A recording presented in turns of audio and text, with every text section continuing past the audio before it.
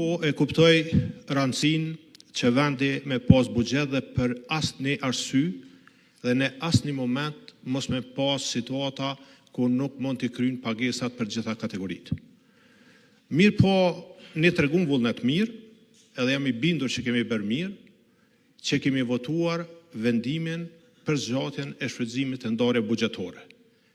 Edhe sot tregum vullnet mirë, sepse votuam që kjo pikë era në ditës vendoset sot, sepse kërkon shmangje prej procedura dhe kërkon 2/3 e votave të pranishmeve. Nuk e kuptoj pse kjo urgjencë ka që madhe, ne nuk dojmë dhe nuk lejojmë vonesa. Po pse kjo urgjencë ka që madhe, po vetëm 2 arsye me shkojnë ndërmend. E para, që ti pamundsojmë deputet, pozitës dhe të opozitës, që me diskutimet e tyre, sigurisht se të shprejnë edhe kritika, mirë po t'jepin edhe propozime, edhe alternativa, që sigurisht ndikojnë pozitivisht në këtë dokument ka së rëndësishëm që po shqyrtojmë sot.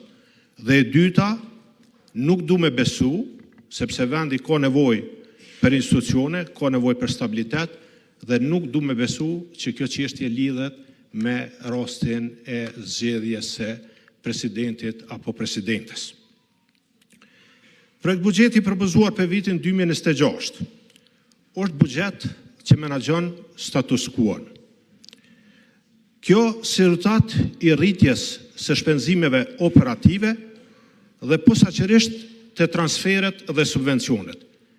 Kjo ndikon në rritjen e konsumit në periudhë afat shkurte, por në periudhë afat gjate, si rritje e shpenzimeve rrjedhëse e zvoglon hapësirën për investime kapitale.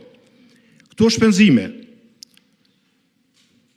të rritura për subvencione dhe transferet e zvoglojnë hapësirën fiskale për periudhat e ardhshme dhe sigurisht se do ndikojnë në pamundësinë e zgjerimit të bazës prodhuese dhe eksportuese.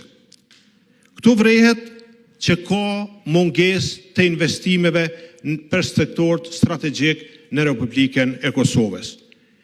Disa indikatorë të rëndësishëm makroekonomik dhe financiar tregojnë përkeqësim.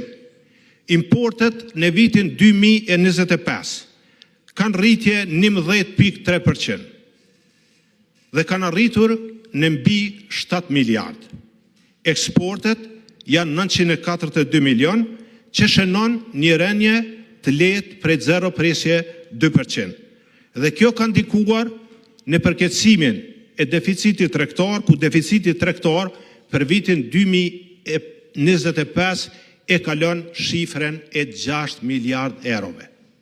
Po, ka rritjet e eksporteve vitet paraproke, jo në vitin 2025, ka rritjet importeve dhe ka përkeqësim të deficitit tregtar. Kemi një përkeqësim të mbullshmërisë së importeve me eksporte. Në vitin 2024, mbullshmëria e importeve me eksporte ka qenë 18.1%.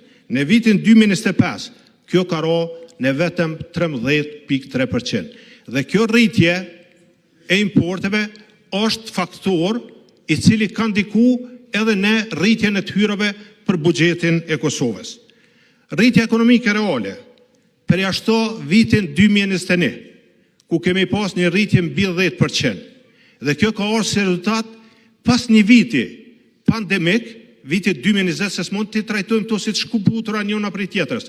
Kur vitin 2020 kemi pas për herë të parë si Kosovë rritjen me normë negative prej 5.34%. Ndërsa vitet vijuse norma e rritjes ekonomike është sill ato dikon rreth 4%, këtë vetë në fakt për vitin 2025 vlerësimet janë se norma reale e rritjes ekonomike do të jetë nën 4%. Uroj që kjo të jetë më e lartë. Likuiditeti në sektorin bankar është duke u përkeqësuar. Raporti kredi depozita ka arrit dikun të 90%. Ky raport ka ndikuar që të rritet norma e interesit në depozita. rritja e normës së interesit në depozita automatikisht reflekton në rritjen e normës së interesit në kredi, kreditë bëhen më të shtrejta edhe për ekonomitë familjare edhe për biznisin. Inflacioni vazhdon të rritet dhe sidomos kemi një rritje enorme të çmimit të energjisë, tujt, bukës, qumshtit, mishit dhe gjithë artikujve tjerë të shportës bazë dhe kjo ka ndikuar në përkeqësimin e standardit të jetesës qytetarëve të Kosovës. Zoti Kryeministër, ju në ditët e votimit të qeverisë e prezantuat një ekspoze. Kishte gjërat nevojshme në atë ekspoze. Problemi qëndron që shumica prej tyre nuk janë të reflektuara në këtë buxhet. Nuk janë të reflektuara as në vitin 2025, as për vitet vijuse. Dhe diçka që ka se ka konstruksionin financiar jetë në nivel të projekteve ideore dhe presin ndoshta në një periudhë në të ardhmen që të realizohen. Ju premtuat pagë mesatare mbi 1.000 euro. Dhe nëse shikojmë pagën mesatare për vitin 2024 në sektorin publik, është 668 milion euro. Në vitin 2025 ka pas rritje të pagës për një koeficient dhe thojmë që ka shku në 770. Dhe për me mri paga mesatare në sektorin publik mbi 1.000 euro, duhet ketë rritje të pagave për 30%. Dhe kjo, tabelen për vitin 2026, 27 dhe 28 nuk është të reflektuar sepse mosa pagave e mbulon pagën e 13 dhe jo në tërësi dhe mbulon numrin apo vendet e reja të punës që planifikohen të hapen. Shtesat për fëmijë, për kraja për lehonat, dhe kur e shikojmë pozicionin të subvencionet dhe transferet e kemi në rritje për 17%. Kjo është e mjaftueshme vetëm sa për të mbuluar koston e rritjeve aktuale. Nuk ka diçka mbi këtë kosto. U përmenden investimet në Trepç.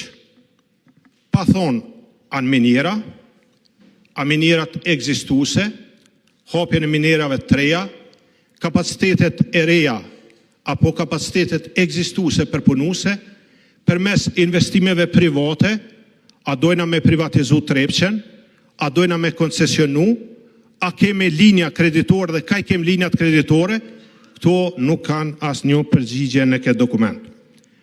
50 milion euro për studimin e burimeve natyrore, asë një cent në buxhet. Resortin e Dugaxhinit, 500 milion euro për Brezovicën. Qysh përmes investorëve privat, kur përmes buxhetit. 100 milion për investime për Mërgatën, as një cent në buxhet. Rehabilitimi Kosovës A dhe B, as që në buxhet konkrete. Projekte të kogenerimit, Unoza e Prishtinës, nuk është në buxhet. Për ma tepër Leqës është në buxhet Unoza e Prishtinës. Po buxheti komunës Prishtinës nuk është pjesë e këtij buxheti fare. Po i drejtuar në Ministrit Financave, zoti ministër, për me u bë pjesë e buxhetit, në obligon edhe këtë draft ligj, cilin po e diskutojmë, në një 6 e tij. Se thot, një buxhet i cili nuk është aprovuar në kohë, apo nuk është aprovuar para se buxheti të aprovohet. Dhe ky buxhet ende nuk është aprovuar. Të lutna që me u bë pjesë e këtij buxheti sepse pavarësisht cila parti politike e udhëheq një komunë e posaçërisht kryeqytetin ka nevojë të përkrahet. Në asnjë mënyrë pengohet për disa çështje teknike u fut buxhetin në sistem as u fut. Hapni sistemin atë, japni pak më shumë kohë dhe bëni buxhetin e komunës Prishtinës pjesë të buxhetit. Programi i rikëmbjes ekonomike. Kjo ka qenë një program i cili për herë të parë është fut në pandemin Covid. Po vazhdon. Kontingjencat Ministrinë e Financave janë rreth 80 milion. Kjo është të ndërhyrë në kompetencën e kuvendit. Nuk mundet kuvendi me dhë autorizim, nuk ka mundësi 80 milion të jenë pjesë e buxhetit dhe të autorizohet një ministër i cili të ndonë si pas rasteve. Kaluarën rezerva buxhetore ka qenë 10 milion. Dhe ka qenë 5 milion shpenzime rrjedhëse, 5 milion shpenzime kapitale. Sot, për te rezerves, po flosëm, janë disa tjera që janë për ministri tjera, po kjo është 80 milion. Për 80 milion, cilat ky kuvend nuk e din, nuk e ka informacionin për çka do të përdoret. Kemi dëmën bujqësi, 3 milion, ferimi mbulu, dëmën bujqësi është pak. Stadioni futbollit është pak. Kompleksi Adem Jashari, shumë simbolike.